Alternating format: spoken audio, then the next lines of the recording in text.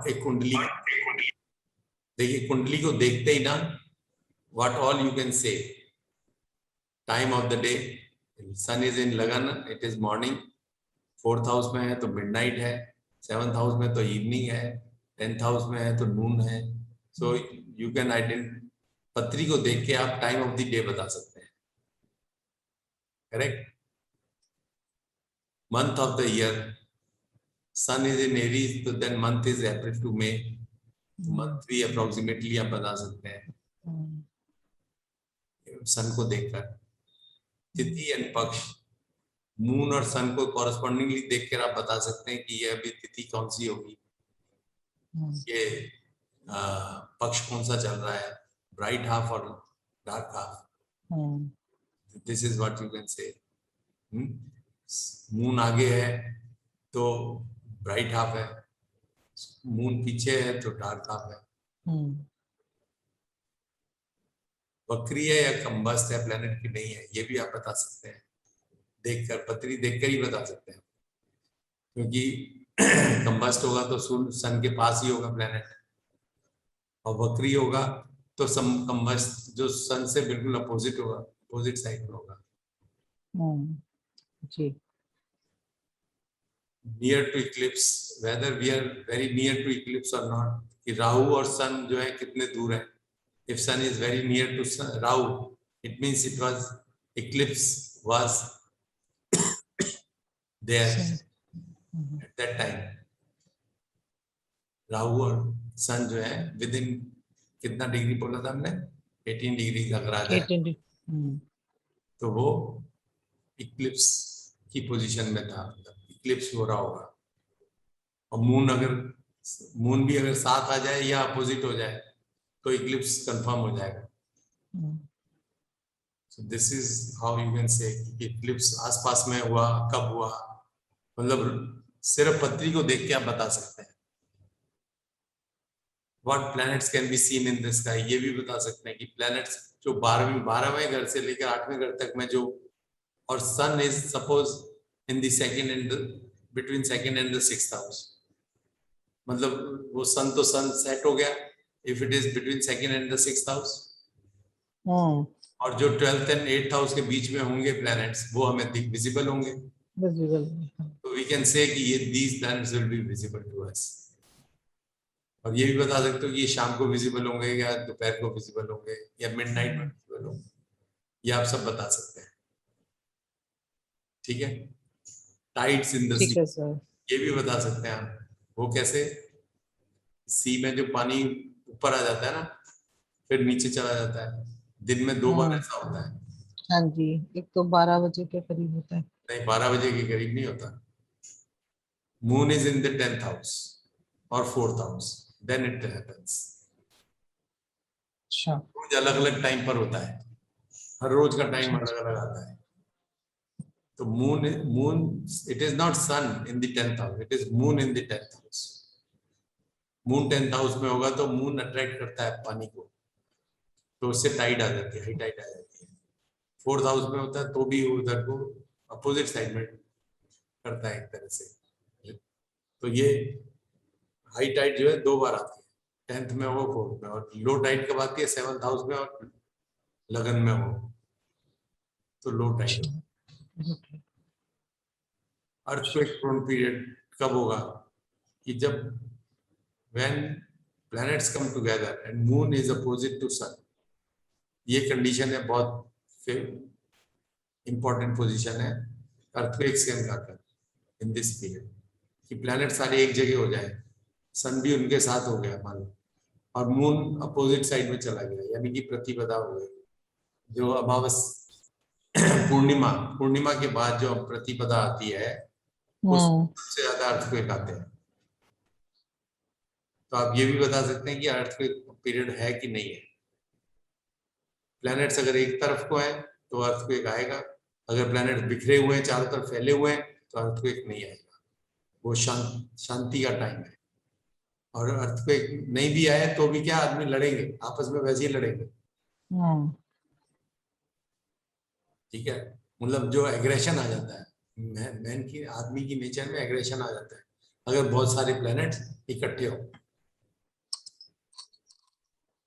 तो इतनी सारी चीजें हम सिर्फ पत्री को देख के बता सकते हैं।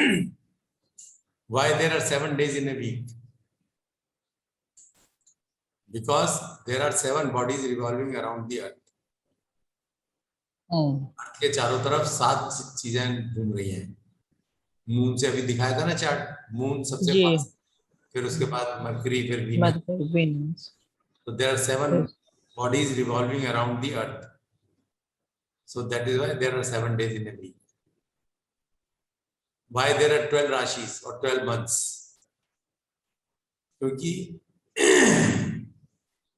जो फुल मून होता है ना, फुल मून को देख के ही बताते थे कि ये महीना पूरा हो गया। पूर्णिमा, पूर्णिमा, पूर्णिमा का मतलब क्या है? पूर्ण मास। पूर्ण मास, पूर्णमासी बोलते थे ना, पूर्णमासी। तो पूरा महीना हो गया पूर्णिमा को। तो 12 एक साल के अंदर 12 बार पूर्णिमा आती है। 12 महीने इस तरह से बने,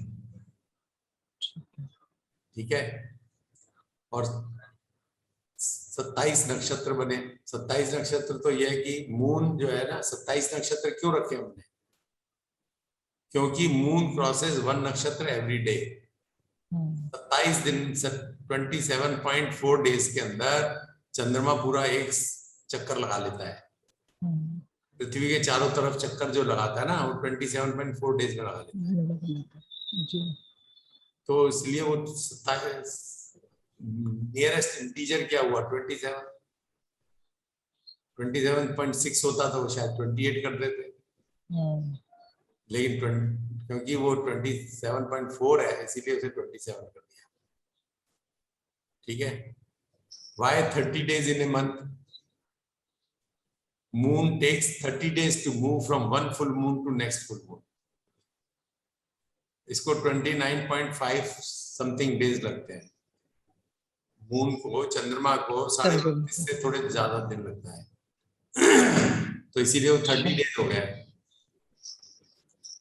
तो हर रोज एक तिथि बढ़ती जाती है, इसलिए ये 30 दिन हुए।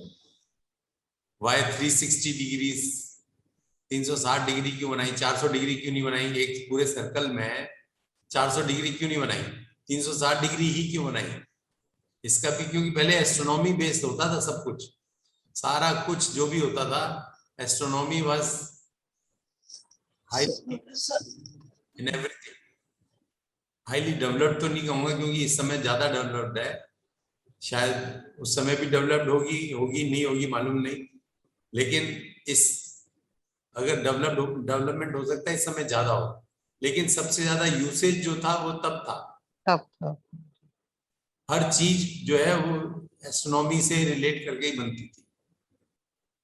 तो डिग्रीज 360 डिग्रीज एक सर्कल में बनाई, क्योंकि 12 मंथ्स हो गए और 30 डेज इन ए ईयर, तो 360 का सर्कल हो गया ना पूरा जी। 360 दिन बनाए। Why 365 days to a year? अब साल में 365 दिन होते हैं, क्योंकि earth takes 365 days to revolve around the sun, तो इसलिए 365 डेज होते हैं। And why leap year? Because earth does not take 365 days exactly, it takes 365.2425 days. कितने दिन लगते हैं? तो उसको एडजस्ट करने के लिए 100 साल में हर 4 साल में एक दिन बना देते हैं, तो एवरेज डे जो हो जाता है वो 365.25 का हो जाता है। अब 25 कर देते हैं तो वो बढ़ गया, वो ज्यादा हो गया। फिर उसको हमने किया कि 100 साल बाद एक लीप ईयर, हर 100 साल पे लीप हटा दो उसको, एक वो जो है ना लीप ईयर मत रखो। 1900 was not a leap year, though it was divisible by 4. Year 1900 was not a leap year. Year 1800 was not a leap year. So divisible by whenever it is divisible by 100, it is not a leap year. So this way we reduce 1 day in 100 years. तो इससे जो average आ जाता है 365.24 आ जाता है, लेकिन 0.25 भी है आगे, तो उसको मैंने मैच करने के लिए फिर क्या किया कि 400 साल में every 400 years is a leap year. तो इससे क्या हुआ कि year 1600 was a leap year, year 2000 was a leap year, year 2400 will be a leap year. So we get 365.2425 exactly. Average जो दिन है वो इतने का दिन का हो जाता है। तो it is an adjustment of the fraction of the days. How many times a planet gets combust or retrograde? अब now if you want to find out कि कितनी बार combust होगा एक planet, जैसे मरकरी कितनी बार combust होता है या वक्री होता है, जितनी बार कंबस्ट होगा उतनी बार ही वक्री होगा। ये भी समझ लीजिए क्यों, क्योंकि उतनी बार ही वो पृथ्वी के पास आएगा, जितनी बार पृथ्वी के पास आएगा उतनी बार वो कंबस्ट होगा। कंबस्शन मतलब 2 बार हो जाएगा, डबल हो जाएगा उसका मरकरी का, जितनी बार पास आएगा और जितनी बार दूर जाएगा। तो रेट्रोग्रेड जितनी बार होगा उससे डबल टाइम्स कंबस्ट होगा। कौन? मरकरी और वीनस। मरकर वीनस। और जो मार्स, जुपिटर और सैटर्न है वो उतनी ही बार, जितनी बार वक्री होते हैं उतनी बार कंबस्ट होते हैं। और कितनी बार कंबस्ट होते हैं इसका फॉर्मूला है 1/1 minus cycle time in years. 1/1 minus 1 cycle time in years. जैसे कि जैसे कि मंगल जो है वो 2 साल में एक चक्कर लगाता है, पृथ्वी का चक्कर लगाता है ना, वो सूर्य का जो चक्कर लगाता है वो 2 साल में लगाता है। तो 1 माइनस 1/2 हो जाएगा। साइकिल टाइम कितना है? 2 साल। तो 1 माइनस 1/2 का क्या मतलब हो गया? 1 माइनस हाफ। हाफ का मतलब आंसर हाफ आ गया ना। तो हाफ टाइम्स एक साल के अंदर आधा टाइम रेट्रोग्रेड होता है, वक्री होता है मंगल। आधा टाइम क्या है? मतलब 2 साल में एक बार वक्री होता है। ठीक है, ठीक है सर। और ऐसे ही अगर आप वीनस का भी देखेंगे तो 1/1 उसका जो साइकिल टाइम है 220 डेज है। वीनस का 220 डेज को ईयर्स में कन्वर्ट करो, उसे 360 से डिवाइड कर दो तो 22/36 हो गया, 2/3 हो गया रफली, 2/3। 1 माइनस 1/2/3, 2/3 ईयर्स में लगाता है। तो 3/2 हो गया ये। 1 माइनस 3/2, 3/2 का अगर वो करेंगे तो हाफ आ जाएगा आंसर, फिर हाफ आ जाएगा। तो वीनस भी जो है 2 बार चक्कर लगाता है, 2 बार, 2 साल में एक बार वक्री होता है। Jupiter sir. वीनस, वीनस 2 साल में एक बार वक्री होता है। और मरकरी जो है वो करीब 3-3.5 बार वक्री होता है। और सूर्य और शनि और जुपिटर जो है वो साल में एक बार वक्री होते हैं। आप इस फॉर्मूले को अप्लाई करके देख लेना, ये एग्जैक्ट फॉर्मूला है, ये वाला फॉर्मूला। ये 1 minus 1 cycle time in years जो है ना, this is the exact formula.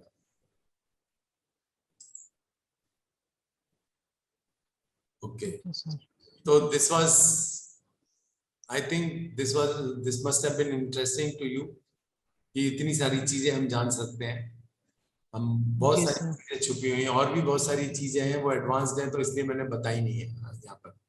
इतनी ही बताई जितनी कि आपको समझ में आ सके। अभी तो बहुत सारी और चीजें हैं, बहुत माइन्यूट चीजें हैं जो कि इसमें कैलकुलेशन में आती है। सो इसमें कोई क्वेश्चन है तो बताइए, फिर मैं इसको नहीं क्लोज सर, नहीं sir, thank you. Anybody else having any question or any? तो मैं इसे क्लोज करता हूँ यहाँ पर. Sir, I have one question. Sir, how can we know Tithi and Paksh from the Lagna chart? How can we know Tithi and Paksh from the Lagna chart? तिथि and पक्ष कैसे जान सकते हैं लग्न चार्ट से? अगर चंद्रमा आगे है तो पूर्णमासी के ये बाद दिख रहा है ना आपको? ये चार्ट दिख रहे हैं ना? जी Yes, सर, दिख रहे हैं. सूर्य से चंद्रमा कहाँ पर है? चौथे घर में है चौथे घर में पीछे। ना? तो ये अष्टमी का समय हो गया ना? शुक्ल पक्ष का। शुक्ल पक्ष सूर्य बढ़ता जा रहा है, चंद्रमा दूर आता जा रहा है, तो ये शुक्ल पक्ष अष्टमी हो गई, शुक्ल पक्ष हो गया और अष्टमी हो गई. सिंपल. सर इन्हीं चीजों से फिर ये श्री कृष्ण और श्री राम के भी हॉरोस्कोप बनाने की कोशिश होती है। हाँ नहीं बनाए हैं, बने हैं, अवेलेबल है. बैंक में है ना सर? हाँ ठीक है सर। अच्छा सर, प्लैनेट वॉर से रिलेटेड एक और बता दीजिएगा थोड़ा सा. प्लैनेट वॉर जो होता है, जैसे मान लीजिए कि दो प्लैनेट ऑलमोस्ट सिमिलर डिग्री पे बैठे हैं और वो दूसरी राशियों में बैठे हो, तो उनमें एस्पेक्ट होने से भी क्या वॉर होगा? दूसरी राशियों में बैठे हैं और एस्पेक्ट कर रहे हो, एसोसिएशन हो. एस्पेक्ट और एसोसिएशन जो है ना वो सारी डिग्री से देखनी चाहिए, डिग्री वाइज. उसको हमें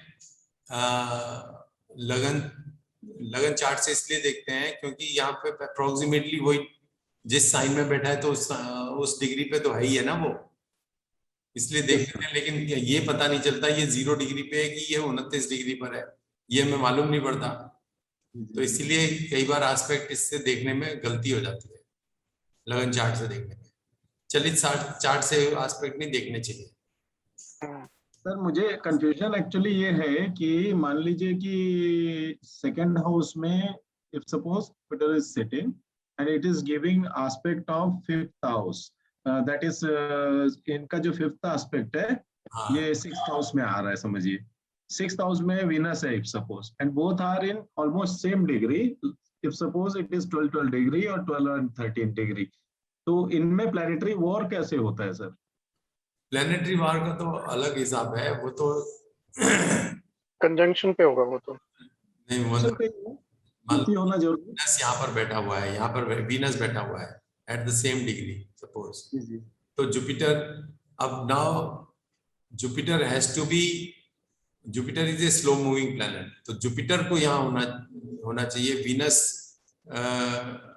मतलब पीछे होगा तभी उसको, जुपिटर यहाँ पर होगा मान लीजिए, और वीनस यहाँ से, वीनस 12 डिग्री पर है, जुपिटर 13 डिग्री पर है यहाँ पर, तो वो वीनस को कैच कर लेगा एक तरह से.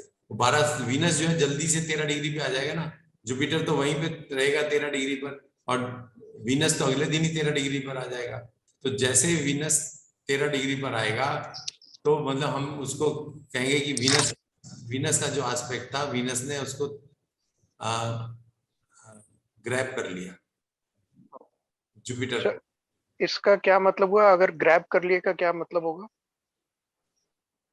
मतलब उसका एस्पेक्ट तो यहाँ पे पड़ रहा है, वो देख ही रहा है यहाँ पर. मतलब वो तो एक तरीके से परफेक्ट एस्पेक्ट हो गया कि उसकी दृष्टि पूरी पड़ रही है. हाँ, फिर वो उसके आगे क्रॉस कर जाएगा और आगे निकल उसको पीछे छोड़ जाएगा, मतलब उसको टच करके और उसको पीछे छोड़ जाएगा एक तरह से. तो सबसे स्ट्रांग हो जाएगी सर. होता है जो प्लेनेट टच करे और उसको छोड़ जाए आगे, जैसे यहाँ पर भी हो, मान लो जैसे ये जुपिटर वीनस बैठे हैं, ये अगर जुपिटर 13 डिग्री का हो, वीनस 12 डिग्री का हो, तो उसको टच कर लेगा ना फट नेक्स्ट डे इटसेल्फ. लेकिन अभी मान लो जुपिटर 12 डिग्री का हो और वीनस 13 डिग्री का हो, तो अगले दिन तो क्या होगा, वीनस और 14 डिग्री में पहुंच जाएगा, तो it will not touch Jupiter. तो वो उसको, या वीनस वक्री हो यहाँ पर तो वो टच कर सकता है जुपिटर को. एक स्लो मूविंग प्लैनेट डायरेक्ट चलता हो और फास्ट मूविंग प्लैनेट वक्री हो, तो वो दोनों आपस में लड़ जाएंगे एक तरह से. They will touch each other, they will cross each other. तो क्रॉस जो करते हैं उसमें जीत किसकी मानी जाती है? जो फास्ट मूविंग प्लैनेट है उसकी मानी जाती है। And sir, if sun and moon are placed along with then वो कौन सी तिथि होगी? है If sun and moon are placed together in any horoscope, तो कौन सी तिथि होगी वो? अमावस्या या अमावस्या हो पूर्णिमा? गई वो तो। अमावस्या होगी, yes. Sun and moon are together then it will be amavasya. Okay. Sir ये प्लानिटरी वॉर की एक बार लास्ट टाइम भी बात हुई थी, एक बार आप प्लीज दोबारा बता देंगे कि सेम ही हाउस में 1 डिग्री से कम है या 2 डिग्री से कम दो प्लैनेट साथ साथ है पास पास, तो उसमें क्या होता है? दोनों प्लैनेट का नुकसान होता है या कैसे होता है? यूं मत समझिए, आप उसको छोड़ दीजिए प्लानिटरी वार वर्ड को, जो ना वार जो वर्ड है ना उसको छोड़ दीजिए। आप सिंपल ये समझिए कि वो उसको क्रॉस करके जाएगा या नहीं करेगा। वो फ्यूचर में क्रॉस करेगा या पास्ट में क्रॉस किया था? या तो पास्ट में क्रॉस किया होगा या फ्यूचर में क्रॉस करेगा, है ना। एक फास्ट मूविंग प्लैनेट है और एक स्लो मूविंग प्लैनेट है, तो फास्ट मूविंग प्लैनेट क्रॉस करेगा ही ना स्लो मूविंग को। हाँ जी, नहीं सर, बट इसका कुंडली में क्या मतलब होगा उस प्लैनेट, जैसे इसमें वही मतलब बता रहा हूँ, उसको बाकी चीजों को छोड़ दो, बाकी सब उसको मतलब सिर्फ मतलब जो है हमें जो मेन मतलब है वो ये है कि वो क्रॉस कब किया। क्रॉस जब किया तो उसका इम्पैक्ट सबसे ज्यादा उस समय आता है, उसके बाद उसका इम्पैक्ट कम हो जाता है। जितना जितना दूर होता जाएगा इसका इम्पैक्ट कम होता जाएगा, और सर जितना ये पहले पॉजिटिव या नेगेटिव? था तो भी का इम्पैक्ट कम था। लेकिन एक और बात है कि इम्पैक्ट भी जो है ना पहले बढ़ता जाता है, धीरे धीरे इम्पैक्ट बढ़ता है। जैसे वीनस जुपिटर के पास आता जा रहा है तो इम्पैक्ट बढ़ता जाएगा, और जैसे ही क्रॉस कर जाएगा तो उसका इम्पैक्ट कम हो जाएगा। लेकिन जो कम होता है वो बहुत फास्ट कम होता है, जो बढ़ता है वो स्लोली बढ़ता है, मतलब पहले दूर से ही बढ़ना शुरू कर देता है, दूर से ही बढ़ना शुरू कर देता है इम्पैक्ट, और फिर वो जब क्रॉस कर जाता है एक बार तो फिर तो वो फ्री हो गया ना एक तरह से, तो वो एकदम फास्ट रिड्यूस हो जाता है स्लो इम्पैक्ट। सर जैसे मरकरी सन में एंटर कर रहा है लेकिन वो रेट्रोग्रेड है, मतलब लेट्स से मरकरी की 9 डिग्री है, सन की 10 डिग्री है, लेकिन मरकरी रेट्रोग्रेड है। तो नहीं करेगा ना, पास्ट में करके आया होगा वहां से क्रॉस, मरकरी सन को क्रॉस करके आया होगा इसका मतलब। तो अगर ऐसा किसी कुंडली में 9 डिग्री मरकरी रेट्रोग्रेड और 10 डिग्री सन, तो हाँ, वो बेटर है कि मरकरी वैसे भी दूसरी तरफ देख रहा है, सन की तरफ नहीं देख वो रहा है। रेट्रोग्रेड हो गया, मतलब वो रेट्रोग्रेड है तो इसका मतलब वो पहले क्रॉस कर चुका है उसे। हाँ जी। अब जो इसका इम्पैक्ट नहीं आएगा, उसका इम्पैक्ट जितना सन एंड मरकरी टुगेदरनेस का इम्पैक्ट आना चाहिए वो इम्पैक्ट कम हो गया, वो इम्पैक्ट कम हो गया क्योंकि उसे क्रॉस ही कर चुका है वो। बट सर वो कम्बस तो रहेगा ही ना, क्योंकि 1 डिग्री का फर्क है, वो कोई और बस रहेगा। लेकिन दूसरी डायरेक्शन में जा रहे हैं दोनों, लेकिन कम्बस तो रहेगा ही। 1 डिग्री पहले होता तो इम्पैक्ट ज्यादा होता उसका, ओके 1 डिग्री आगे हो गया तो कम कम हो गया। ओके। ऐसे ही शनि जब चंद्रमा को क्रॉस करता है तो शनि जो धीरे धीरे चंद्रमा के पास, चंद्रमा के हम तो वहां पे खैर नेटल मून को देखते हैं, वहां पे उसमें नहीं देखते हैं, तो नेटल मून को देखते हैं। तो नेटल मून के पास कैसे धीरे धीरे जब आता है चंद्रमा के पास तो वो उसका इम्पैक्ट बढ़ता जाता है, और जैसे फिर दूर जाना शुरू कर देता है इम्पैक्ट कम होना शुरू हो जाता है। तो हम ये नॉर्मली देखते ही हैं इस तरह से। तो आप उसको सिर्फ एक ही पॉइंट को समझो कि इम्पैक्ट ज्यादा कब था और कम कब है, उसको देखने के लिए हम ये देख रहे हैं। शब्द हमने बना दिए कि उसमें वार हो गई, उसमें ये हो गया, उसमें वो हो गया, कुछ मतलब नहीं है। सिर्फ ये है कि हमें उसका इम्पैक्ट पहले ज्यादा था अब कम हो गया, दैट्स ऑल।